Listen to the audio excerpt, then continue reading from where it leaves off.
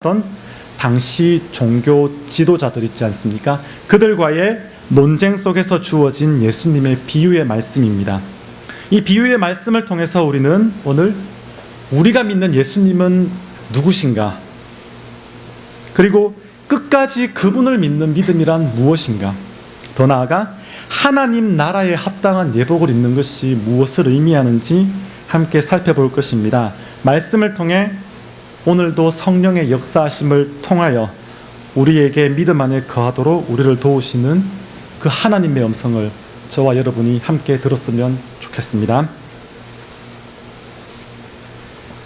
먼저 생각해 보아야 할 것은 오늘 본문의 위치입니다. 첫째로 마태복음 전체 맥락에서 오늘 본문이 차지하는 위치를 생각해 보아야 하겠으며, 또한 역사적으로 이 비유가 어떠한 컨텍스트 속에서 주어졌는지 또한 살펴보아야 할 것입니다. 본문을 통해서 이 두 가지를 함께 고려해 보도록 하겠습니다. 먼저 시간적으로 살펴볼 때 오늘 본문은 예수님의 마지막 주간, 생애 마지막 주간, 고난주간이라고 하죠. 그 고난주간 중에서 둘째 날 일어난 사건에 대한 말씀입니다. 먼저 첫째 날에 어떠한 일이 있었는지 우리 성경을 통해 보겠습니다. 21장에 보시면 예수님께서 드디어 예루살렘으로 입성을 하십니다. 예수님께서는 당신에게 주어진 십자가의 길을 피하지 않으시고 담담히 그 길을 가셨습니다. 당시 지도자들은 예수님을 잡으려고 혈안이 되어 있었죠. 바로 그때 예수님께서는 당신이 이 땅을 구원하기 위해 오신 바로 그 왕이심을 만천하에 공포하셨습니다. 어떻게? 예루살렘 입성을 통하여서. 그런데 그 방식이 사뭇 다릅니다. 기존 왕의 대관식을 볼 때에는 왕이 화려한 옷을 입고 또한 화려한 말을 타고 영광스럽게 입성을 하는 것이 보통 왕의 입성이고 왕의 대관식인데, 예수님은 당신이 왕으로 오신 모습을 이렇게 보여주셨습니다. 어떻게 합니까? 나귀를 타고 평범한 복장으로 그렇게 입성을 하셨습니다. 우리는 쉽게 성경을 읽어 나아가기 때문에 여기서 별로 어색한 것을 못 느끼는데, 좀 자세히 생각해 보면 아주 상당히 어색합니다. 영광의 하나님이 어색한 인간의 옷을 입고 이 땅에 오셔서 33년을 사셨죠. 예수님, 그 인간의 몸으로 33년 동안 사셨던 것만큼 예수님이 나귀를 타고 허름한 옷을 입고 입성하신 것은 어색한 것이었습니다. 그런데 이는 성경 말씀을 이루기 위함이었습니다. 스가랴 9장 9절의 말씀을 이루기 위함이었죠. 왕이 나귀를 타고 이 땅에 오셔서 입성을 하신다라는 그 말씀을 이루심이죠.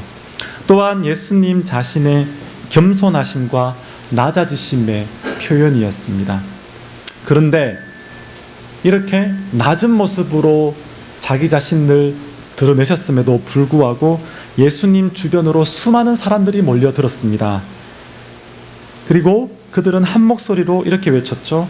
호산나 다윗의 자손이여, 찬송하리로다 주의 이름으로 오시는 이여, 가장 높은 곳에서 호산나, 이렇게 외쳤습니다. 이들의 외침을 통해서 왕으로 이 땅에 오신 예수님이 만천하의 공포가 되었습니다. 그리고 이 소식은 즉시 온 예루살렘 전체에 알려지게 되었죠. 오늘 본문 말씀을 보시면 21장 10절을 보시면 예수께서 예루살렘에 들어가셨을 때에 온 도시가 들떠서 물었다. 이 사람이 누구냐? 개역 개정판을 보시면 좀 더 자세하게 묘사를 해주고 있습니다. 예수께서 예루살렘에 들어가시니 온 성이 소동하여 이르되 이는 누구냐 하거늘. 예수님의 입성은 은밀히 이루어진 것이 아니었고 공개적으로 만천하에 알려진 것이었습니다. 그리고 이는 즉시 당시 종교 지도자들에게도 알려졌습니다. 당시의 시대적 맥락을 고려해 보면 이스라엘은 로마의 속국이었습니다. 그리고 당시 종교 지도자들은 로마의 권력자들과 결탁하고 있었습니다. 따라서 반란이나 민심의 동요가 일어나는 것을 크게 꺼려하고 있었습니다. 그러한 상황에서 나사렛에서 온 예수란 자, 그러니까 유대인의 표현에서 나사렛에서 왔다라는 표현은 지극히 천한 표현입니다. 나사렛에서 무슨 선한 것이 날 수가 있겠느냐, 이런 표현을 쓰거든요. 근데 나사렛에서 온 예수란 자가 민심을 동요시키고 있었고, 더 나아가 메시아로 백성들에게 칭송을 받고 있었습니다. 이는 그들에게 결코 좋지 않은 신호였습니다. 그래서 그들은 어떻게 하든지 이 민심이 일어나는 것을 최대한 억누르려고 하였고, 그를 위해서 예수를 죽이려고 계획하고 있었죠. 반면 그들의 계획과는 무관하게 예루살렘에 입성하신 예수님, 그분은 성전을 깨끗하게 하시는 일을 행하십니다. 성전에 들어가서 성전에서 장사하던 자들을 쫓아내시는 것이죠. 그리고 이렇게 말씀하십니다. 21장 13절 말씀입니다. 성경에 기록한 바 내 집은 기도하는 집이라고 불릴 것이다 하였다. 그런데 너희는 그것을 강도들의 소굴로 만들어 버렸다. 이는 당시 부패한 종교 지도자들에게 대한 강력한 도전이었습니다. 당시 성전 제사를 위해 수많은 사람들이 예물을 준비해서 예루살렘으로 왔습니다. 그런데 하나님 앞에 드려야 하는 제물은 흠이 없어야 한다라는 율법의 가르침, 이 가르침을 내세우면서 종교 지도자들은 먼 곳에서 가져온 제물보다는 자기들이 관리하고 있던, 자기들의 관할 하에 있던 그 제물을 사서 제사를 지내도록 종용했었습니다. 결국 하나님 앞에 드리는 거룩한 제물이라는 핑계를 통해서 그들은 엄청난 부를 축적해 왔던 것이죠. 하나님의 이름으로 종교 지도자들이 자신들의 사리사욕을 채우고 있었던 것입니다. 그래서 예수님께서 너희들 강도다, 강도의 소굴을 만든다, 하나님의 전은 기도하는 거룩한 곳인데 어찌 이렇게 하나님의 전을 회방하고 무너뜨릴 수 있는가, 그들을 책망하신 것이었습니다. 종교 지도자들이 좋아했겠습니까? 돈이 걸리면 사람들이 항상 뭔가 좀 달라지죠. 자기들의 수입원의 원천을 거룩함으로 포장하고 있었는데 그 거룩함을 예수님께서 그냥 까발리신 것입니다. 얼마나 예수님을 미워했겠습니까? 자, 그리고 예수님께서는 그날, 첫째 날 또 다른 일을 행하십니다. 계속 성경을 보시면 이렇게 기록되어 있습니다. 맹인과 저는 자들을 고치셨다라고 21장에서 계속해서 말하고 있습니다. 자, 말뿐인 종교 지도자들, 겉으로 허례허식이 가득 차 있고 겉으로 건엄하고 뭔가 있어 보이는 거룩하다 하는 종교 지도자들, 그들 앞에서 예수님께서는 허름한 옷을 입으시고 평범한 복장을 하시고, 그러나 당신의 신적 권위와 능력으로 병자들을 고치고 계시는 것이죠. 이렇듯 당시 백성들의 눈에 예수님은 부패한 종교 지도자들과 극명한 대비를 이루었습니다. 따라서 백성들은 계속해서 예수님을 따라다녔고 쉬지 않고 예수님을 향하여서 호산나 다윗의 자손이여 라고 외쳤습니다. 심지어 아이들까지도 따라서 외치죠. 그러자 바리새인들 듣기 싫습니다. 따지는 거죠. 저 아이들이 도대체 너에게 무엇이라고 하느냐? 그때 예수님의 대답이 무엇입니까? 저들이 외치지 않으면 돌들이 외칠 것이다. 영광스러운 메시아, 그에 대한 고백을 종교 지도자들은 듣기 싫어했던 것이죠. 자, 이게 첫째 날이고, 이튿날 다시 예수님께서 성전으로 들어오십니다. 그러자 이제 종교 지도자들이 예수님께 득달처럼 달려들어서 예수님의 권위에 대해서 따지기 시작합니다. 21장 23절 말씀입니다. 예수께서 성전에 들어가서 가르치고 계실 때에 대제사장들과 백성의 장로들이 다가와서 말하였다. 당신은 무슨 권한으로 이런 일을 하시오? 누가 당신에게 이런 권한을 주었소? 세 번역 성경이 너무 온화하게 이 번역을 한 것 같습니다. 아마 이렇게 안 물어봤겠죠. 손가락질 하면서 뭔가 욕을 하듯이 누가 너에게 이러한 고난을 줬느냐라고 따져 물었겠죠.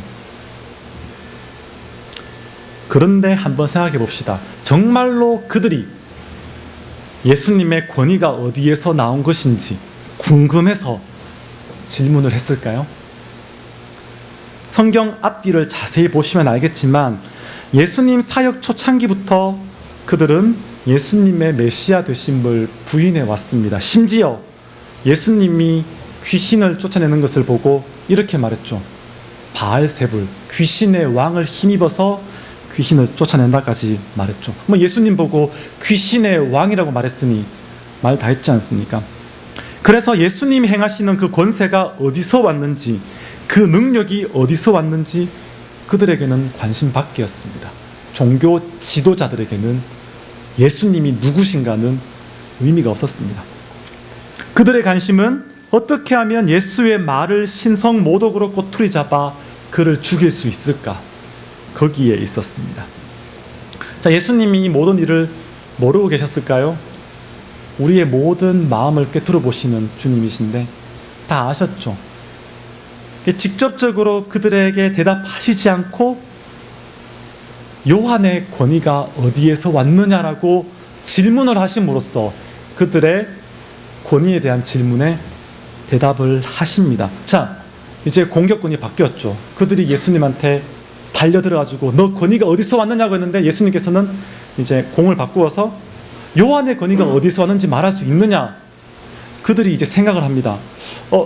요한의 권위가 하늘로부터 왔다고 하면 예수님이 이렇게 묻겠죠. 그러면 너희들은 왜 요한을 믿지 않았느냐? 그들 요한도 싫어했거든요. 만약에 땅으로부터, 즉 사람으로부터 하나님에게서 난 것이 아니라고 하면 요한을 선지자로 여기는 백성들이 가만히 둘 것 같지 않은 느낌이었습니다. 그래서 그들이 이렇게 대답하죠. 우리가 알지 못하노라. 이러한 궁색한 변명을 하는 것이죠. 이런 그들에게 예수님께서는 세 가지 비유의 말씀을 제시해 주십니다. 첫 번째는 두 아들의 비유, 두 번째는 포도원 농부의 비유, 세 번째가 오늘 본문인 혼인잔치의 비유였습니다. 이 비유 말씀을 통해서 당신의 신적 권위를 나타내시는 것이죠. 첫째로는. 그리고 둘째로는 그들의 외식, 종교 지도자들의 외식과 죄악, 그리고 외식하는 자, 메시아를 믿지 않는 자들에게 임할 심판에 대해서 선언하시는 것이 비유의 내용입니다. 이제 구체적으로 본문 말씀 혼인잔치의 비유를 살펴보도록 하겠습니다.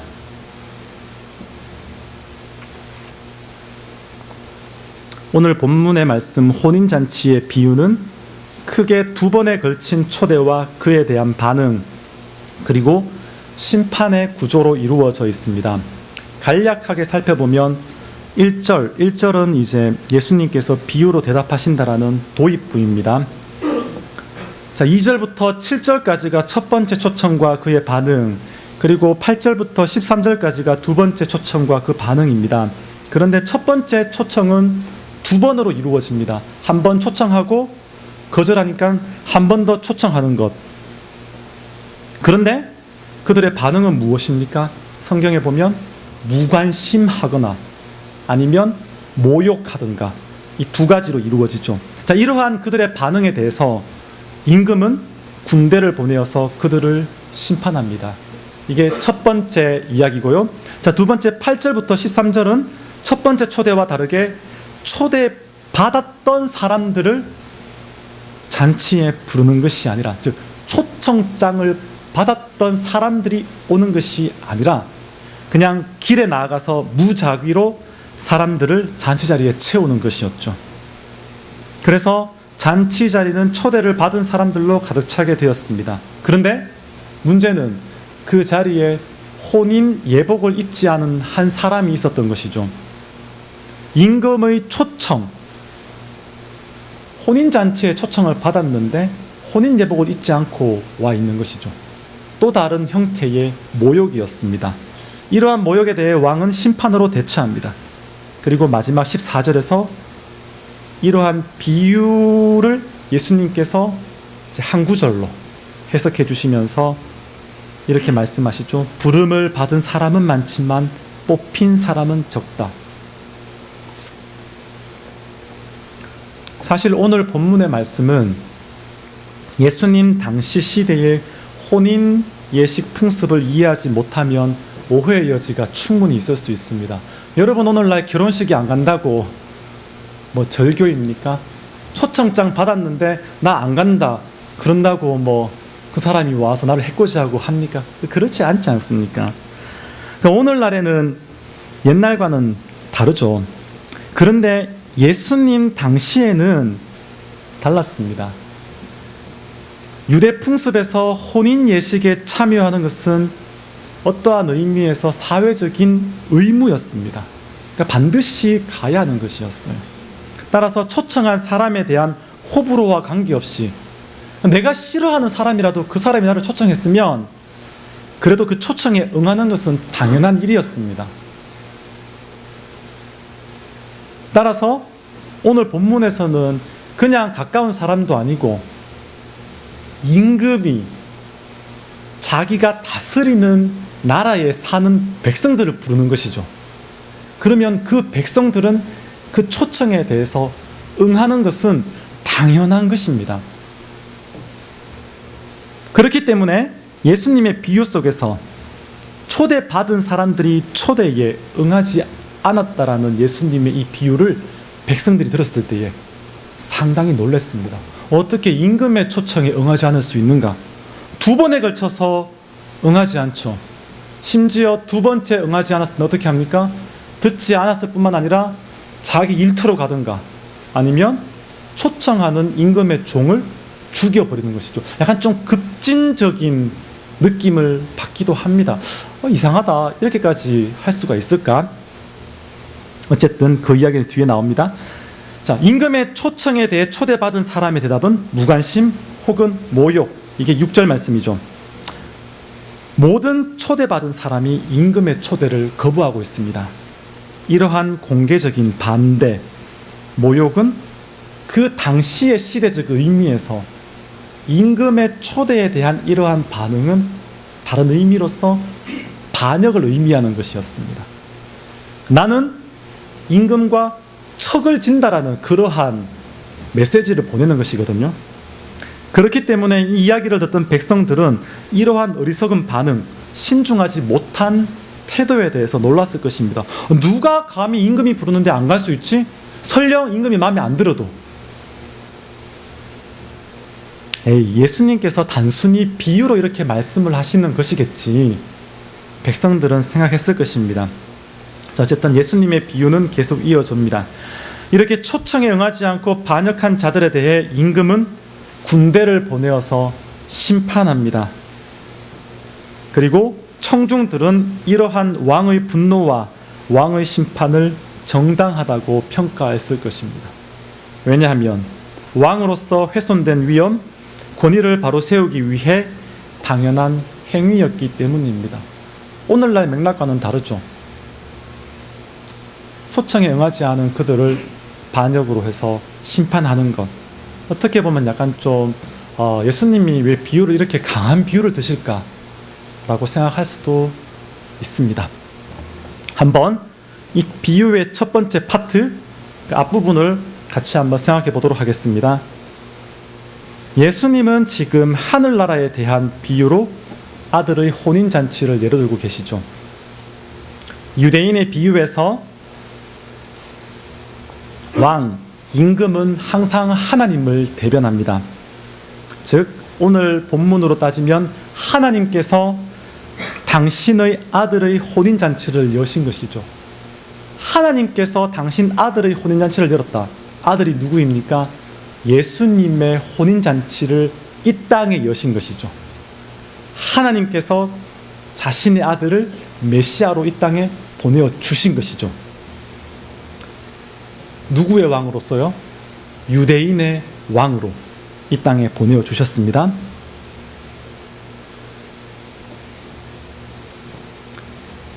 그러니까 여기서 예수님은 당신의 권위를 비유를 통해 드러내십니다. 유대 지도자들이 이렇게 묻죠. 네가 무슨 권위로 이러한 일을 하느냐라고 따져 물었죠. 예수님은 비유를 통해서 당신이 전능하신 하나님의 아들이심을 은연중에 이제 말씀해 주시는 것이죠. 이 비유를 통해서.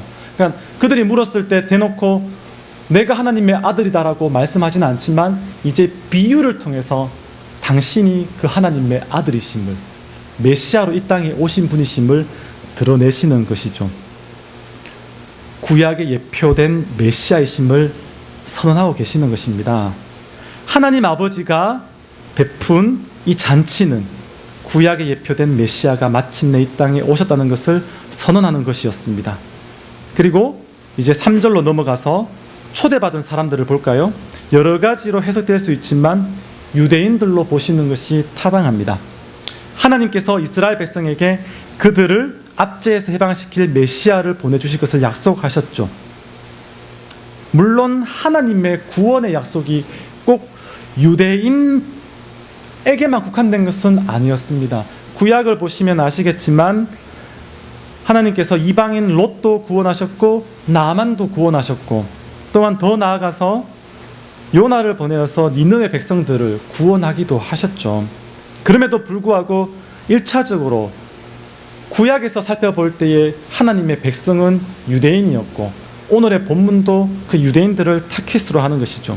그런데 그렇게 기다리던 메시아가 왔음에도 불구하고 유대인들은 초청에 응하지 않습니다. 혹은 무관심하든가 혹은 적대적인 반응을 보이든가. 6절 말씀, 그들의 종들을 붙잡아 모욕하고 죽였다. 그러니까 유대인들이 그들의 종들을 붙잡아서 모욕하고 죽였다. 예수님의 오심을 예수님보다 먼저 와서 전한 선지자가 있었죠. 누구였습니까? 세례 요한이 예수님의 오심을 전파하고 선포했었습니다. 그렇지만 유대 지도자들은 세례 요한 또한 미워했었고, 그리고 세례 요한은 결국 헤롯에게 죽임을 당하고 말았죠. 그 자리에서 예수님의 비유를 듣던 사람은 이제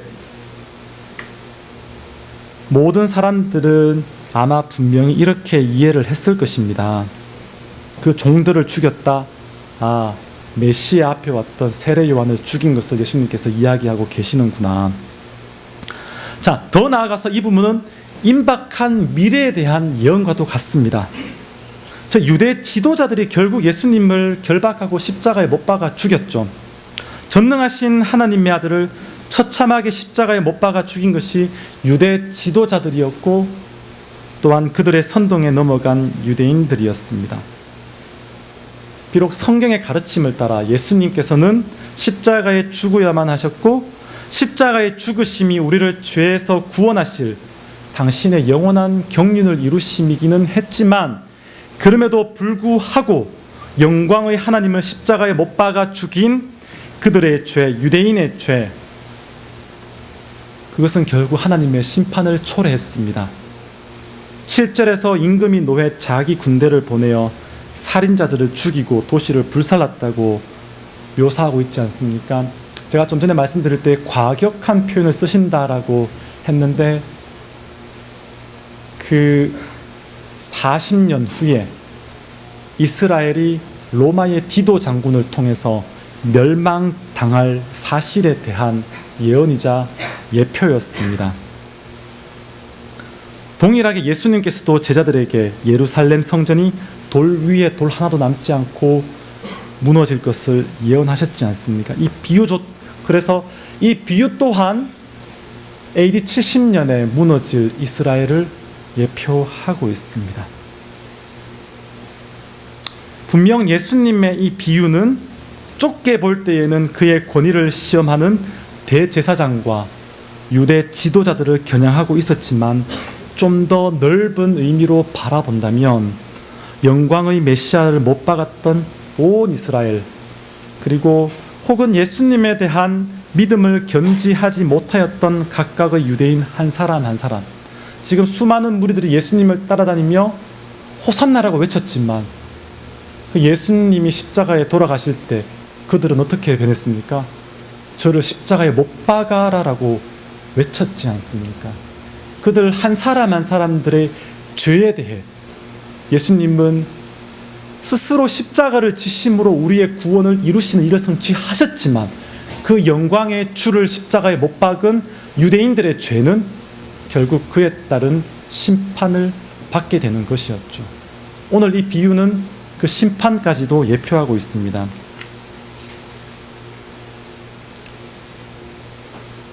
자, 현재까지는 예수님을 따르는 사람들은 예수님을 구원자로 알고 있었고 예수님이 죽지 않을 거라는 마음을 가졌기 때문에 아직까지는 예수님 편이었습니다. 그래서 이러한 심판의 메시지는 예수님을 메시아로 믿고 따르던 자들, 백성들에게는 지극히 자연스럽고 정당한 행위로 인식이 되었습니다. 왜냐하면 하나님의 초청에 대한 거절은 하나님의 왕되심, 아버지 되심에 대한 의도적인 모욕이었기에 왕으로서 훼손된 모욕을 심판으로 갚는 것은 당시 시대적 맥락에서 당연한 것이었기 때문입니다.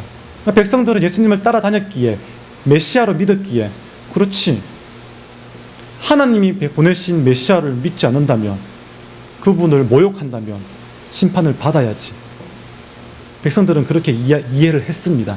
다만 예수님을 메시아로 인정하지 않고 그를 죽이려고 모의했던 대제사장들과 유대 지도자들, 그들은 이 비유가 자기 자신들을 향한 것임을 알고 더욱더 예수를 향한 분노가 치솟았습니다. 심판할 것이다, 와서 죽일 것이다. 그러니까 기분이 좋겠습니까? 그런데 예수님의 비유는 여기서 끝나지 않습니다. 첫 번째 파트는 유대인에 대한 심판에 대한 파트라면 두 번째 부분은 모든 이방인들의 심판에 대한 부분입니다. 그 중요한 함의가 임금님의 두 번째 초청에 담겨져 있습니다. 8절 말씀 보시면 임금은 다시 종을 보내어서 아들의 혼인잔치에 참여할 손님을 청하라고 명령합니다. 초대를 받았던 유대인들이 그 잔치에 참여할 자격이 없었기 때문입니다. 근데 이번 초대 대상은 무자귀였습니다.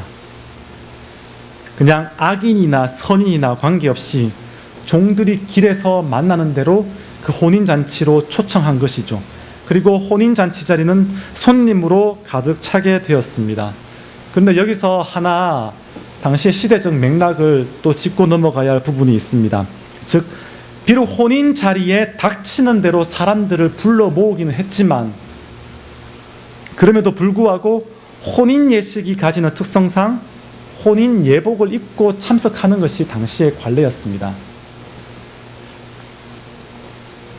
이러한 관례를 이해하지 못한다면 예수님이 비유를 드시면서 10절에서 임금이 10절에서는 아무나 불러오라고 해놓고 12절에서 옷을 안 입고 있다고 책망하는 그러한 맥락 컨텍스트가 이해가 되지 않습니다. 길에서 초청을 받았다 할지라도 그 자리에 참석할 때에는 혼인 예복을 입고 참석하는 것이 당시의 관례였습니다. 물론 이 혼인 예복이 어떠한 것인가에 대해서는 학자들마다 여러 견해가 있습니다. 어떤 학자는 그 혼인 자리에 참석하기 전에 임금이 그 입구에서 나누어 준 옷이다라고 말하는 학자도 있습니다. 그렇지만 대부분의 주석학자는 혼인 예복을 깨끗한 예복, 즉 더럽혀지지 않은, 그래서 혼인 예식에 합당한 복장으로 해석을 합니다. 그러니까 작업복, 더러운 옷을 입고 참석하는 것이 아니라 그래도 최대한 예의를 지키고 깨끗한 옷으로 갈아입고 그 혼인 잔치에 참여하는 것이죠. 그런데 이제 혼인 잔치가 치루어지고 있는 그 상황 속에서 보통 혼인 잔치가 이루어지고 있고, 그리고 그 혼인 잔치를 치르는 호스트는 조금 시간이 지난 후에 이제 나옵니다. 그래서 사람들한테 인사하고 하던 것이 그 당시의 관례였는데, 임금이 나와서 사람들한테 인사를 하는데 그때 혼인 예복을 입지 않은 어떠한 사람을 발견하게 됩니다. 그리고 그것이 임금에 대한 또 다른 형태의 모욕이었기 때문에 임금은 그를 그 자리에서 쫓아내어 버리고 맙니다. 비록 혼인잔치 자리에 초청은 받았지만 선인이나 악인이나 지위 고하에 관계없이 초청은 받았지만 그럼에도 불구하고 혼인잔치에 합당하지 않은 옷을 입고 온 그 사람은 쫓겨난 것이죠. 그 자리에 합당하지 않았기 때문입니다. 그리고 예수님께서 이 두 비유를 마무리하시면서, 즉 유대인을 향한 비유와 그리고 이방인을 향한 비유를 다 이제 종합하시면서 14절에서 이렇게 말씀하십니다. 부름받은 사람은 많으나 뽑힌 사람은 적다. 이게 이 세 번째 비유의 마지막 주님의 결론입니다. 함께 이 두 번째 비유 부분을 생각해 보도록 하겠습니다. 자, 임금이 종들을 길에 보내어서 아무나 닥치는 대로 선인 악인 관계없이 불렀다고 했죠. 좀 전에 말씀드렸습니다. 이들은 이방인이었습니다. 처음에 초청받은 사람들을 불렀다고 했을 때 유대인이라고 했지 않습니까? 그렇지만 이방인들, 초청받지 않았던, 본래 초청받지 않았던 이방인들을 이제는 그 혼인 자리로 부르는 것입니다. 왜냐하면 하나님의 언약 백성, 즉 초청받았던 유대인들이 그 초청을 헌식자처럼 내던지고 하나님을 배반하고 떠났기 때문입니다. 그래서 하나님께서 그들을 멸하시고 그루트기만 간신히 남겨두신 것이죠. 대신에 그 복음을 이방인에게로 돌리사 저와 여러분에게 그 은혜의 복음을 전하신 것이죠. 이처럼 하늘의 하나님의 부르심은 차별이 없습니다. 선인이든 악인이든 하나님의 복음은 동일하게 모든 사람에게 임하는 것이죠. 그래서 누구든지 원하기만 하면 이 하나님의 부르심을 따라서 교회의 공동체의 일원이 될 수가 있습니다. 아무나 데려와라. 교회에는 누구든지 다 올 수 있습니다. 악한 자도 올 수 있고, 그리고 착한 사람도 올 수 있고, 신분이 높은 사람도 올 수 있고, 신분이 낮은 사람도 올 수 있는 곳이 바로 교회입니다. 교회는 모든 사람에게 열려 있죠. 교회 공동체의 일원이 될 수가 있습니다. 그런데 예수님의 오심으로 말미암아 이루어진 하나님의 나라에는 단 한 가지의 원칙이 있습니다. 그것은 혼인 예복을 입는 것입니다. 오늘 이 비유의 말씀을 또 표현을 한다면 혼인 예복을 입는 것입니다.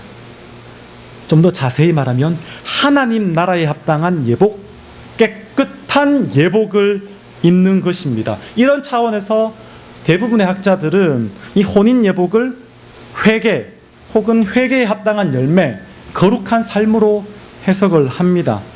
그리고 저도 그렇게 생각합니다.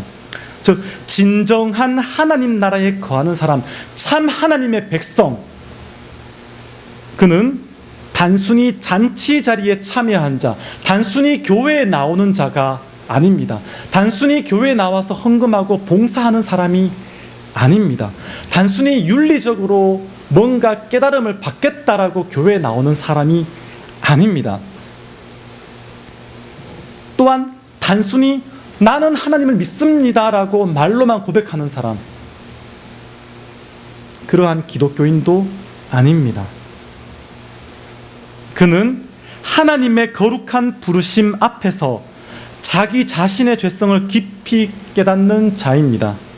그리고 부르신 그 은혜에 합당한 회개의 열매를 맺는 자입니다. 날마다 자기의 옷을 깨끗하게 하는 사람, 옷이라고 되어 있는데 그 옷은 그 자신, 본질, 자아로 보시면 됩니다. 나의 본질과 나의 자아가 날마다 죄성으로 더럽혀지는 것에 눈물을 흘리며 스스로를 깨끗하게 하는 자, 내가 내 인생의 구원자가 되지 않고 예수 그리스도에게 내 자리를 내어드리는 자가 진정한 하나님 나라의 백성인 것이죠.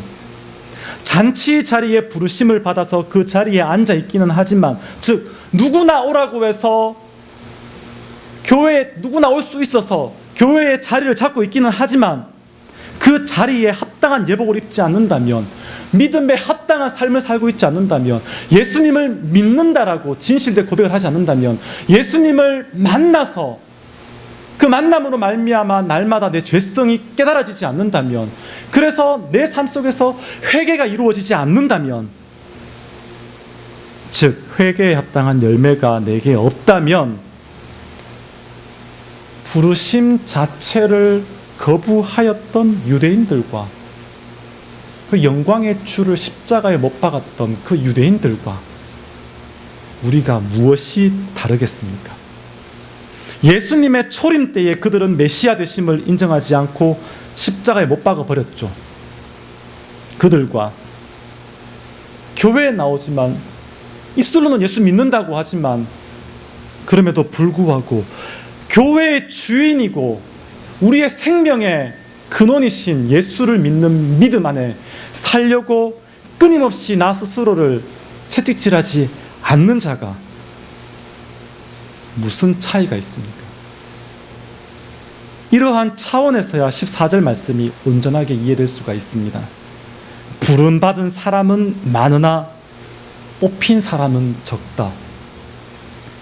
많은 사람이 기독교 공동체로 인도함을 받았습니다. 누구나 조금만 관심을 기울이면 하나님의 말씀을 접하는 것, 너무나 흔한 시대에 살고 있습니다. 이 하나님의 말씀, 성경은 전 세계의 거의 모든 언어로 다 번역이 되었습니다. 누구나 마음만 먹으면 하나님이 무엇을 말씀을 하셨고 무엇을 구원의 길로 제시하셨으며 무엇이 생명인지 알 수가 있습니다. 누구나. 또한 하나님을 믿는 것이 하나님을 내 삶의 주인으로 인정하고 날마다 그분을 의지하며 자기의 죄를 회개하고 그 믿음에 합당한 삶을 살아가야 하는 것이라는 사실 또한 너무 많이 들어서 꼭 여기에 있는 우리 기독교인뿐만이 아니라 교회 밖에 있는 비기독교인조차도 이 사실을 다 알고 있습니다. 그러한 시대에 우리는 살고 있습니다. 몰라서 안 믿는 것이 아닙니다. 그렇지만 안타깝게도 아주 많은 사람들이, 아주 많은 크리스천들이 이런 자기 부인의 삶은 살지 않으려고 합니다. 교회 밖에 있는 예수 안 믿는 사람들이야 그냥 차치하고 교회 안으로 우리가 시선을 돌려서 봅시다. 수많은 사람들이 교회에 와서 예수님을 믿는 자리에 있지만, 그러나 성경은 분명히 말씀하기를 모든 사람들이 참 믿음을 고백하는 것은 아니라고 선포하고 있습니다. 그러한 시대에 우리가 살고 있습니다. 교회에 나오지만 회개에 합당한 자기 부인의 삶은 살지 않으려고 하는 그러한 시대에 살고 있습니다. 때로는 정말 예수를 구주로 고백한 저희들도 그러한 유혹을 느낄 때가 얼마나 많지 않습니까?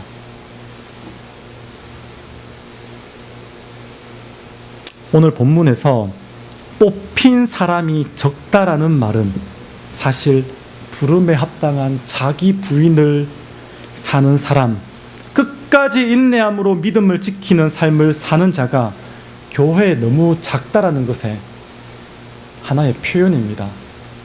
이 말씀을 하나님의 작정이라는 교리의 관점에서 접근하면 안 됩니다. 왜 하나님이 왜 이 소수밖에 선택하지 않았는가? 그렇게 접근해서는 안 됩니다. 이 말씀은 우리 개인에게 적용을 해서 하나님이 우리를 불러주셨고 믿음 안에 살라고 하셨는데 내가 이 세상의 근심 가운데, 이 세상의 즐거움 가운데 그 하나님의 말씀을 따르기에 부족하여서, 그래 하나님이 진정 원하시는 자기 부인의 삶을 살지 못하는 그러한 안타까움. 그래서 하나님이 보실 때에 모든 사람을 구원하고 싶어 하시지만, 그래서 모든 사람을 교회로 불러주셨지만, 구원받을 길을 다 알려주셨지만, 예수님이 누군지는 알지만 예수님이 하신 말씀, 누구든지 나를 따라오려거든 자기를 부인하고 십자가를 지라고 하신 그 말씀을 따라 살려고 결단하고 살아가는 사람이 너무나 적다라는 표현했다는 사실을 우리가 기억을 해야 됩니다. 그리고 우리 스스로에게 날마다 되새기면서 나는 교회에 있으면서 유대인처럼 예수를 배척하는 자인가? 입술로는 예수를 믿는다고 하지만 예수를 안 믿는 자인가? 아니면 내 삶 속에서 나의 죄성 때문에 날마다 깨어지고 죄를 지고 넘어지기는 하지만 그럼에도 불구하고 하나님, 내가 넘어지지만 그래도 예수님을 따르겠습니다. 그 길을 가겠습니다. 그렇게 고백하는 진정한 고백자의 삶을 살고 있는가? 우리 스스로에게 날마다 묻고 우리 스스로의 삶을 날마다 점검해야 할 것입니다. 이 말씀은 이렇게 해석되어야 합니다. 예수님이 말씀하시죠. 그러나 인자가 올 때에 세상에서 믿음을 찾아볼 수 있겠느냐. 무슨 말입니까? 오늘날 세계 인구가 한 70억 됩니까? 그 중에서 기독교인이 얼마라고 합니까? 20억 정도 됩니까? 여러분, 그 숫자를 믿어서는 안 됩니다. 그 속에서 예수 믿는다고 고백하면서 수많은 사람들이 넓은 길로 가려고 합니다. 예수도 믿고 돈도 잘 벌고 이 땅에서 잘 살고 직장도 잘 되고 뭐도 잘 되고 잘 되면 좋죠. 그런데 신앙을 포기하면서까지 그 잘됨을 추구하고 그것을 하나님의 축복으로 포장해버리는 그러한 자칭 위선적 그리스도인들이 얼마나 많습니까? 예수님께서 항상 하신 말씀은 넓은 길로 가는 사람은 많고 좁은 길로 가는 사람은 적다라고 하셨지 않습니까? 우리가 예수를 믿는다는 것, 예수님 따라가는 것, 이거 엄청나게 어려운 것입니다. 내 인생을 다 바치는 것입니다. 처음 말씀드렸죠. all or nothing입니다. 내가 예수님을 믿고 나를 부인하고 따라가든지 아니면 그냥 이 세상에서 살아가든지. 사도 바울이 부활을 이야기할 때 그렇게 말하지 않습니까? 부활이 없다면 우리가 가장 불쌍한 사람이라. 교회 와가지고 일주일에 한 번씩 예배드리고 헌금도 하고 봉사도 하는데 정작 예수를 믿는 믿음이 없어가지고 나중에 심판대 앞에서 내가 그 구원의 자리에 들어가지 못한다면 그 무슨 의미가 있습니까? 가장 불쌍한 자가 되지 않습니까? 결론으로 말씀을 맺도록 하겠습니다. 하나님을 믿는다는 것, 내 인생의 도박입니다. all or nothing. 여러분, 신앙의 회색지대는 없습니다.